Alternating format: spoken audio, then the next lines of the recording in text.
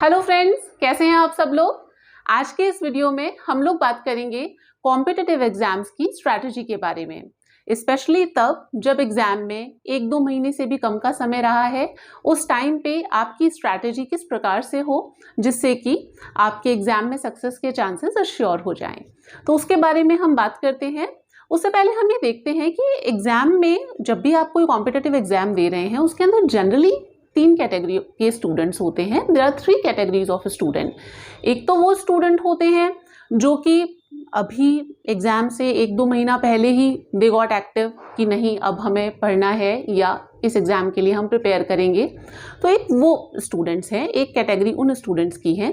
दूसरे स्टूडेंट्स वो हैं जो कि नोटिफिकेशन के आते ही अपनी प्रिपरेशन में लग गए और उनकी प्रिपरेशन अभी कहीं ना कहीं पे मिड वे में चल रही है। मतलब they are doing it but still it's in a mid way, they are not in a revision phase. तीसरी कैटेगरी ऑफ स्टूडेंट्स हैं जिनकी प्रिपरेशन कंप्लीट हो चुकी है, जो कि अब रिविजन मोड में चल रहे हैं। तो इन 3 कैटेगरी ऑफ स्टूडेंट्स को ध्यान में रखते हुए हम इस वीडियो में बात करेंगे। आप जिस भी कोई कैटेगरी में फॉल करते हो, आप सिर्फ अपने काम की बात को पिक कीजिएगा, बाकी सबको छोड़ दीजिएगा, ठीक है। तो सबसे पहले तो किसी भी कॉम्पिटिटिव एग्जाम को स्टार्ट जब आप प्रिपरेशन के बारे में सोचते हैं तो उस टाइम पे सबसे पहले आपके दिमाग में क्या चीज़ आनी चाहिए, उस एग्जाम का सिलेबस। कि उस एग्जाम का सिलेबस क्या है वो आपको अच्छी तरीके से पता होना चाहिए। ये बात आप सब लोग बहुत अच्छी तरीके से जानते हैं, इसमें कुछ नया नहीं है, राइट। बट ये सिलेबस आपको याद होना चाहिए, ये बात बहुत कम लोगों को पता होगी। उससे क्या फ़ायदा होगा, अब आप में से बहुत सारे लोग होंगे जो ये चीज़ कहेंगे कि हम सब्जेक्ट पढ़ें या सिलेबस याद करें। सिलेबस में से कोई पेपर थोड़ी ना बनता है, तो सिलेबस याद करने की क्या ज़रूरत है, वो एक एडिशनल मेहनत क्यों की जाए, राइट। तो देखो उसके बहुत सारे फ़ायदे होते हैं। सिलेबस याद करने के फ़ायदे क्या क्या हैं वो हम आगे उसके बारे में बात करेंगे। सबसे पहले ये देखते हैं कि उस सिलेबस को याद कैसे किया जाए। क्या उसको पढ़ना है, रट्टा लगाना है? नहीं, ऐसा कुछ नहीं करना। आपको सिंपल सा एक प्रिंट आउट लेना है सिलेबस का आरपीएससी की साइट से। अभी जैसे असिस्टेंट प्रोफेसर का एग्ज़ाम आने वाला है, मतलब जनवरी के अंदर ही है, तो उसके लिए आप एक काम कीजिए कि आरपीएससी की साइट से आपने सिलेबस डाउनलोड कर लिया, अब उसका प्रिंट आउट ले लीजिए। आप चाहें तो सॉफ्ट कॉपी भी यूज़ कर सकते हैं, बट क्योंकि मेरी ये एक अपनी पर्सनल व्यक्तिगत ओपिनियन है कि जब आप प्रिंट आउट से पढ़ते हैं, जब आपके साथ में हार्ड कॉपी होती है, तो चीज़ें आप बहुत इजीली बेटर वे में रिटेन कर पाते हैं। तो प्रिंट आउट लेकर के अपनी डेस्क जहाँ पे भी आप पढ़ते हैं वहाँ पर उसको रख लीजिए। अब आपको क्या करना है कि अब वो जो सिलेबस है उसे रात को सोने से पहले फॉर 7 days ओनली, 7 दिन की आप ये एक्सरसाइज करके देखिएगा। रात को सोने से पहले जस्ट उस सिलेबस को एक बार पढ़ लीजिए। So by the end of 7th day आपको वो सिलेबस 80% याद हो चुका होगा। आपको उसको लेकर के कोई रट्टा नहीं लगाना है, आपको वो याद हो चुका होगा bye the end of 7th day. But judiciously daily रात को आपको 7 दिन तक उसको पढ़ना है, ठीक है।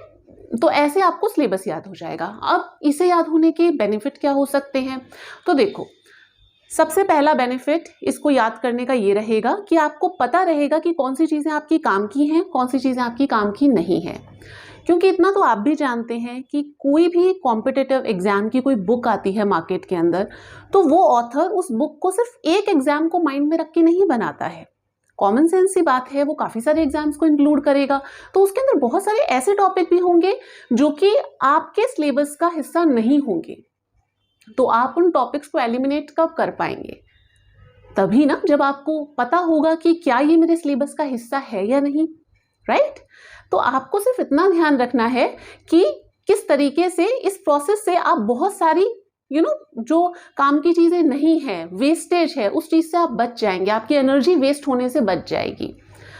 तो अब पहले हमने सिलेबस अच्छी तरीके से कर लिया, फिर उसके बाद में सेकेंड स्टेप, जब प्रिपरेशन पे आप आते हैं, कोई भी टॉपिक को आप पढ़ रहे हैं तो उस टॉपिक को पढ़ने से पहले उस टॉपिक के जो PYQs हैं, प्रीवियस ईयर्स के क्वेश्चन हैं, उन प्रीवियस ईयर्स के क्वेश्चन को आप एक बार अपनी नज़रों से निकाल लीजिए। अब जैसे अगर हम असिस्टेंट प्रोफेसर के एग्ज़ाम की बात करें तो उसमें तो PYQs क्या 2 ही पेपर हैं हमारे पास में, है ना। तो अब वो जो 2 पेपर हैं उसको आप कितनी बार कर लोगे। तो अब क्या करें, कैसे पता लगाएं कि कौन से टॉपिक में से क्या चीज़ इंपॉर्टेंट है। तो आपको क्या करना है कि आरपीएससी के जिस भी, क्योंकि इतने सारे एग्जाम कंडक्ट करती है आरपीएससी, है ना, तो जितने भी एग्जाम्स हुए हैं उसमें राजस्थान जीके का जो पेपर है उसका मार्केट के अंदर कंपाइलेशंस आते हैं 10 साल का, 15 साल का, 20 साल का। तो 10 से 15 साल का कंपाइलेशन जो है दैट्स सफिशिएंट इनफ। तो आप वो कंपाइलेशन किसी एक पब्लिकेशन को लेकर के आप अपने माइंड में कोई फिक्स इमेज मत बनाइएगा कि इस पब्लिकेशन का ही किसने कह दिया कि अच्छा है तो बस उसी के पीछे भागे जा रहे हैं। ऐसा नहीं, आप मार्केट में जाइए, जाकर के 3-4 ऑप्शंस देखिए, आप देखिए कि कौन सी चीज़ आपको बेटर लग रही है। अगर आपको वहाँ पे टॉपिक वाइज मिल रहा है तो आप टॉपिक वाइज लेकर के आ जाइए, वो द बेस्ट है, क्योंकि उससे आपकी प्रिपरेशन और अच्छी तरीके से चैनलाइज हो पाएगी। समझ रहे हैं ना, क्योंकि टॉपिक वाइज चीजें होंगी तो आप कोई भी टॉपिक पढ़ रहे हैं तो उस टॉपिक को पढ़ने से पहले आपने क्या किया, उसके पीवाईक्यूज देख लिए, जिससे आपको बेनिफिट क्या हुआ कि अब जब आप उस टॉपिक को पढ़ेंगे तो आपको ये पता होगा कि इस टॉपिक में इंपॉर्टेंट एरियाज क्या हैं, मतलब कहाँ कहाँ से क्वेश्चंस बनते हैं। तो आपका अटेंशन उस टॉपिक को पढ़ते हुए सिर्फ जो पॉइंट टू पॉइंट जो नोटेड इंफॉर्मेशन है वहां पर रहेगा। जो वेस्ट इंफॉर्मेशन है उसे आप छोड़ देंगे, आई मीन कहानियां, उसे आप छोड़ देंगे, सिर्फ काम की इंफॉर्मेशन ही आप अपने ब्रेन के अंदर फीड करेंगे, राइट। तो ये हो गया कि आप किस तरीके से मतलब जो पीवाईक्यूज हैं आपको उसको कैसे करना है। अब सिलेबस का यहाँ पे सबसे बड़ा पार्ट यही है कि अब वो पीवाईक्यूज, क्योंकि हर कॉम्पिटिटिव एग्जाम का सिलेबस अलग अलग होता है, राइट। तो अब आपके कौन सा सिलेबस का हिस्सा है कौन सा नहीं है, तो वो क्वेश्चन भी अगर आप कर रहे हैं so it's a share wastage of time, जो आपके सिलेबस का हिस्सा ही नहीं है। तो अगर आपको सिलेबस पता होगा तो आपके लिए ये भी एक आसानी हो जाएगी। तो ये बात हुई पीवाईक्यूज की, राइट। करते हैं उन स्टूडेंट्स की जिन्होंने अभी पढ़ना शुरू किया है, जो अब एग्जाम के लिए प्रिपरेशन करना शुरू कर रहे हैं, जब एग्जाम में 1.5 महीने से भी कम का समय है। तो आप लोग क्या करें, देखिए, अगर आपने अभी पढ़ना शुरू किया है, आपको राजस्थान जीके का कोई आइडिया नहीं है, देन आई वुड सजेस्ट कि आप काफ़ी सेलेक्टिव रीडिंग कीजिए। Selective in the sense PYQs के थ्रू आपको पता चल जाएगा कि कौन से टॉपिक्स में से ज़्यादा क्वेश्चन आ रहे हैं, आप उन टॉपिक्स का ही चयन करके पढ़ें। क्योंकि क्या होगा कि अगर आप सपोज, जैसे मैं आर्ट एंड कल्चर की बात करती हूँ, अगर आप सोचें कि आप ऑर्नामेंट्स भी कर लें, आप फेयर्स भी कर लें, आप हैंडीक्राफ्ट्स भी कर लें और उसके अलावा आप टेम्पल्स भी कर लें, फोर्ट भी कर लें, तो क्या होगा कि 1 महीने के अंदर इस सब चीज़ों की खिचड़ी बन जाएगी। और उस खिचड़ी से क्या होगा कि आपको कोई भी टॉपिक पे उतनी अच्छी कमांड या क्लियरिटी नहीं आ पाएगी जिससे कि आप एग्जाम के अंदर उस क्वेश्चन को गो थ्रू कर पाएं, राइट। तो सेलेक्टिव रीडिंग कीजिए, क्योंकि देखिए ऑनेस्टली स्पीकिंग जीके को बनने में समय लगता है। यानी कि आप, ऐसा नहीं है कि 1 महीने में सोचें कि आप पूरा राजस्थान जीके पढ़ लेंगे और बिल्कुल आपका राजस्थान जीके तो जी टिप्स पे हो गया। आई नो ऐसे बहुत सारे लोग हैं जो आपको कहते हैं कि राजस्थान जीके आपकी 1 महीने में कंप्लीट हो जाएगी, क्रैश कोर्स है, ये वो है। तो आप भी समझते हैं कि उनके पीछे उनका कोई मोटिव होता है, इसी वजह से वो ये चीज़ कह रहे हैं। खैर, वो अपनी जगह पे गलत भी नहीं है, क्योंकि हर किसी का एक जॉब होती है, तो उनका वो एक नौकरी है, एक जॉब है कि भाई अगर वो ये नहीं करेंगे तो फिर अपनी ब्रेड एंड बटर कैसे कमाएंगे, राइट। तो आपको ये चीज़ देखनी है कि आप किस लेवल पर हैं और आपको क्या चीज़ पढ़नी है, किस चीज़ में आपका ज़्यादा इंटरेस्ट है, कौन सी चीज़ आप बहुत जल्दी पिकअप कर पा रहे हैं।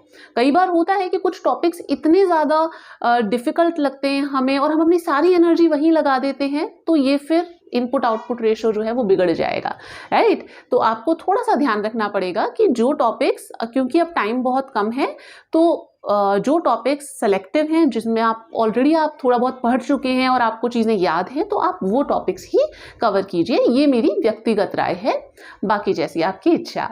और अब बात करेंगे उन स्टूडेंट्स की जिनकी प्रिपरेशन मिडवे है, जिन्होंने सपोज, अगर हम असिस्टेंट प्रोफेसर की भर्ती की लेकर के बात करते हैं, तो जब नोटिफिकेशन आया था तब से उन्होंने अपनी प्रिपरेशन स्टार्ट कर दी और अभी उनकी प्रिपरेशन मिडवे में कहीं ना कहीं पे चल रही है। एग्जाम थोड़ा सा एक्सटेंड हो गया है, तो मतलब ये एक एडवांटेज है कि भाई उनको थोड़ा सा समय मिल गया।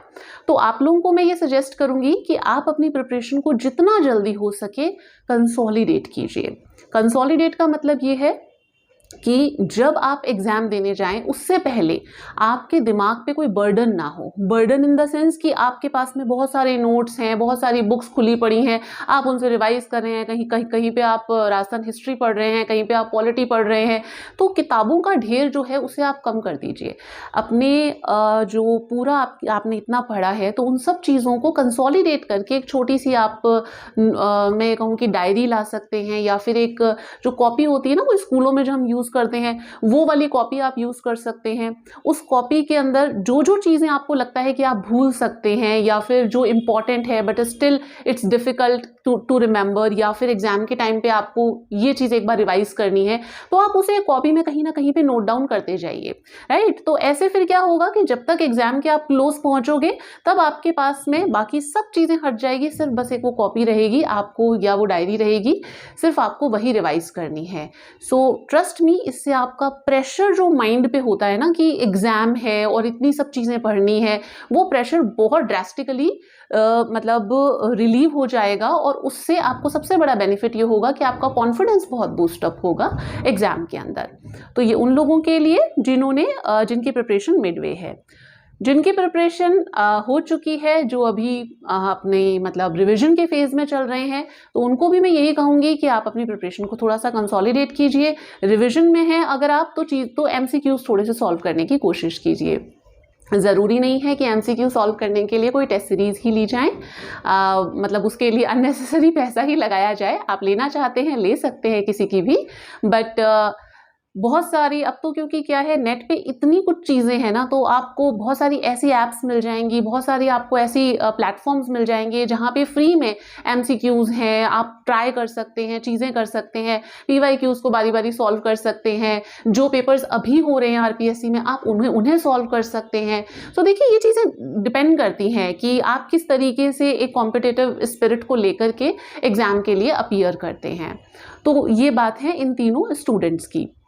एक चीज़ का ध्यान रखिएगा, जब भी आप पीवाईक्यू सॉल्व कर रहे हैं उस टाइम पे, अगर आप इनिशियल स्टेज में हैं तो बात अलग है, क्योंकि उस टाइम पे तो आपको बहुत सारी चीज़ों के बारे में नहीं पता होगा।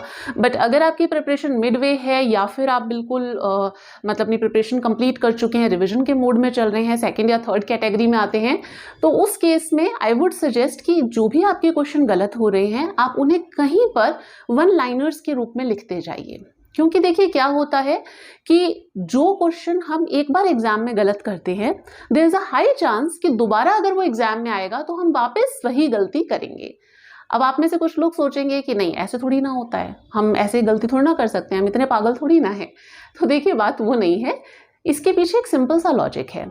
जब भी आप कोई क्वेश्चन एग्जाम के अंदर अटेम्प्ट करते हैं तो उस क्वेश्चन पे अगर आपको वो नहीं आता है, आपको कहीं ना कहीं पे कंफ्यूजन है, राइट, तो आप उस क्वेश्चन पे कम से कम 2 से 3 मिनट आप उस क्वेश्चन को देंगे और एक कोई ऑप्शन को अपने माइंड में सही बिठा करके फिर आप उस क्वेश्चन को टिक करेंगे। तो आपने अपने माइंड में वो क्वेश्चन करते वक्त फिक्स कर लिया कि हाँ ये ही ऑप्शन इसका राइट है, और आपने उसी ऑप्शन पे टिक किया। अब जब आप उसको चेक कर रहे हैं, चाहे वो आप कोई एमसीक्यू या टेस्ट या कुछ भी आप अगर कर रहे हैं, तो अगर आप उसको वापस चेक करते हैं और आपको पता चलता है मेरा क्वेश्चन गलत है, राइट, तो आप उस चीज को हाथों हाथ करेक्ट करेंगे, हाँ ठीक है, अच्छा इसका ये नहीं ये वाला आंसर होगा, तो विच मीन्स कि आपने उस पर 2-3 सेकेंड से ऊपर का या 5-10 सेकेंड से ऊपर का समय नहीं दिया। आप ये चीज देखिए कि जिस चीज को आपने 2-3 मिनट तक कंटेम्पलेट किया है माइंड में, अपने माइंड में सही बिठाया है कि नहीं यही ऑप्शन सही है, और फिर 2-3 सेकेंड ड्यूरेशन कितना कम है, तो इसलिए चांसेस ये हैं कि वापस आप वो मिस्टेक कर सकते हैं। इसलिए कहीं ना कहीं पे आप उसे नोट डाउन कर लीजिए और एग्जाम से पहले अगर आप चाहें तो उसको रिवाइज कर सकते हैं, आपको उससे काफ़ी हेल्प मिलेगी। अब कुछ बहुत ही बेसिक सी और जनरल बातें जो कि आपको ध्यान रखनी चाहिए जब भी आप अपना कोई भी प्लान बनाते हैं या कोई भी आप अपनी स्ट्रैटेजी बना रहे हैं। क्योंकि देखिए क्या होता है कि स्ट्रैटेजी आप अगर सोचें कि मैं आपको एक प्रॉपर पूरा प्लान बना करके दे दूं या टाइम टेबल बना करके दे दूं, then it won't work for you, because strategy individual specific होती है। आप अपने आप को ध्यान में रख कर के अपने लिए कोई स्ट्रैटेजी बनाते हैं, राइट। अब जैसे कि यहाँ पे क्या है, मैं आपको यही बोलूँगी कि किसी की भी कॉपी पेस्ट करने की कोशिश मत कीजिएगा। ये अपना कंपैरिजन एक तो लोगों से छोड़ दो कि वो इंसान 10 घंटे पढ़ रहा है या वो 15 घंटे पढ़ रहा है। आप ये देखो कि आप कितना पढ़ सकते हो, आपकी एपिटाइट डाइट क्या है, आपकी कैपेसिटी कितनी है। सपोज अगर आपकी कैपेसिटी 1 रोटी खाने की है और कोई इंसान 6 रोटी खा रहा है, आपको लग रहा है कि नहीं मेरे को तो उसके जितना बनना है, तो एक साथ खाओगे तो बीमार हो जाओगे ना, तबीयत खराब हो जाएगी एकदम से, राइट। तो उसके लिए आप क्या करोगे कि धीरे धीरे अपनी एपिटाइट को बढ़ाओगे। तो स्टार्ट करो, जैसे सपोज अगर आप 4 घंटे पढ़ पा रहे हो, है ना, 4 घंटे सपोज अगर आप बैठ पा रहे हो, तो अभी अपना जो टाइम टेबल बना रहे हो 4 घंटे के हिसाब से बनाओ कि एटलीस्ट मैं 4 घंटे ढंग से पढ़ पाऊँ। फिर उसको थोड़े दिनों बाद में 4.5 घंटे, 5 घंटे, 6 घंटे, इस तरीके से धीरे धीरे बढ़ाओ, तभी आप एक अच्छा प्रोडक्टिव रिजल्ट दे पाओगे। बिकॉज अदरवाइज क्या होगा, आप किसी की देखा देखी में 10-10, 12-12 घंटे का टाइम टेबल बना लोगे, एंड ट्रस्ट मी ऐसा होता है कि बच्चे बना लेते हैं टाइम टेबल 10-12 घंटे का, और वो 1-2 दिन तक तो जोश रहता है, फिर उसके बाद में वो इतने भयंकर डीमोटिवेट होते हैं कि अरे हमारा तो पूरा 15 दिन का टाइम टेबल या 1 महीने का टाइम टेबल खराब हो गया। तो इस तरीके से मत कीजिए। आप अपने दिमाग को ध्यान में रखिए कि आप कितना झेल सकते हैं, आप कितनी पढ़ाई कर सकते हैं एक दिन में, आपकी क्या कैपेसिटी है, उसके हिसाब से आप अपना टाइम टेबल बनाइए, राइट। तो टाइम टेबल उस हिसाब से बनाइए। फिर उसके बाद में कुछ चीज़ें हैं जो आप थोड़ा सा ध्यान रख सकते हैं कि थोड़ा सा मोटिवेट रहने की कोशिश कीजिए, किसी और इंसान के थ्रू वो मोटिवेशन आउटसाइड से ना हो, that comes from with in you. And वो चीज़ें कब आएंगी, जब आप अपने फैमिली से थोड़ा सा कनेक्टेड रहेंगे, आप कुछ कुछ एक्सरसाइज वगैरह ऐसी चीज़ें करेंगे। अपनी हॉबी को छोड़िए मत इस टाइम पे, उसका समय थोड़ा कम कर दीजिए, बट अपनी हॉबी को ज़रूर कंटिन्यू कीजिए। सपोज अगर आपको म्यूज़िक में अच्छा लगता है या फिर आपको कोई और चीज़ अच्छी लगती है, तो आप उसको भी थोड़ा समय दीजिए, बिकॉज ब्रेन को रिलैक्स होने के लिए टाइम चाहिए होता है। आप सोचें कि आप 15 घंटे लगातार पढ़ते रहेंगे तो वो कंसिस्टेंसी नहीं बैठ पाएगी, आप सिर्फ 3 दिन वो पढ़ पाएंगे, चौथे दिन आपकी बॉडी फटीग हो जाएगी, और फिर उसके बाद में आप आपको एक रिजल्ट नहीं मिल पाएगा उस चीज़ से। कंसिस्टेंसी से ही हमेशा रिजल्ट आता है। तो इसी के साथ मैं ये चीज़ कहूँगी कि पढ़ते रहिए अच्छी तरीके से, अपनी प्रिपरेशन को बिना किसी बोझ के, बिना किसी चीज़ के, आप अपने माइंड में से सारी चीज़ें हटा दीजिए, बिना किसी मतलब इधर उधर दिमाग लगाए हुए कि अगर ये नहीं हुआ तो क्या होगा, वो नहीं हुआ तो क्या होगा। I just tell one thing to all my students कि कॉलेज में भी मैं जनरली यही चीज़ बच्चों को कहती हूँ कि आप किसी भी एग्ज़ाम को इस स्पिरिट से दो कि मुझे अपना 100% देना है, फिर उसके बाद में चीज़ें भगवान पर छोड़ दो। क्योंकि देयर इज अ 1%, एक कुछ ना कुछ लक का फैक्टर होता है, 1% होता है, कोई चीज़ आपकी डेस्टिनी में होती है, बट मेहनत कभी खराब नहीं जाती। अगर आपने कहीं पे प्रिपरेशन की है तो वो कहीं ना कहीं आपके लाइफ में काम आ ही जाएगी, आपको एक बेहतर इंसान बनाएगी। तो वो चीज़ें ज़्यादा मैटर करती हैं, राइट। एग्जामिनेशन, कोई कॉम्पिटिशन को क्रैक करना is just a small part of a life, ये पूरी जिंदगी नहीं है, ये सिर्फ एक जिंदगी का छोटा सा, बहुत ही छोटा सा हिस्सा है। तो इसलिए अपनी पूरी मेहनत से पेपर दीजिए, अपना 100% दीजिए, क्योंकि 100% देने के बाद में आपके मन में ये रिग्रेट नहीं रहेगा कि काश मैं थोड़ा सा और पढ़ लेती, या काश मैं थोड़ा सा और पढ़ लेता तो आज ये हो जाता, वो हो जाता। ये काश वाली ज़िंदगी बहुत बुरी होती है। जो आपको टाइम मिला है उसके अंदर कर लीजिए, राइट। तो जितनी मेहनत कर सकते हैं उसमें कर लीजिए। ये मत सोचिए कि अगली बार देखेंगे, अगले अटेम्प्ट में देखेंगे, इस बार नहीं हुआ तो अगली बार सही, वो फिर कभी नहीं होगा। तो थोड़ा सा पॉजिटिव माइंड सेट के साथ में रहिए, और इस तरीके से अगर आप पढ़ेंगे तो सफलता आपके लिए निश्चित है। ठीक है जी, best of luck for your exam, और मिलते हैं फिर द अपकमिंग वीडियोज में, whenever I will make. See you and stay tuned with me, see you in the next video.